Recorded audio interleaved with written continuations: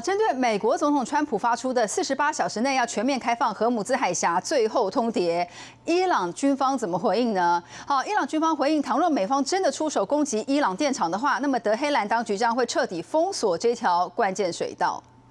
لیکن در صورت عملی شدن تهدیدات آمریکا در خصوص نیروگاه‌های ایران بلافاصله اقدامات تنبیهی انجام خواهد شد.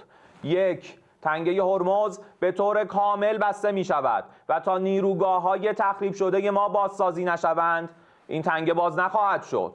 دو، همه نیروگاه‌های برق، زیرساخت‌های انرژی و فناوری اطلاعات رژیم صهیونیستی به طور گسترده هدف قرار خواهند گرفت. 3.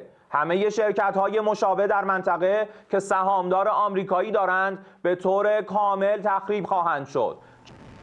好，这位伊朗发言人还说，只要是提供基地给美军的中东各国，他们的发电厂一样会是伊朗的打击目标。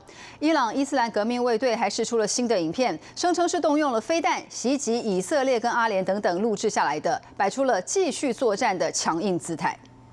想要抢先掌握最及时的国际新闻资讯吗？赶快订阅、按赞、开启小铃铛，锁定52华视国际特区 YouTube 频道。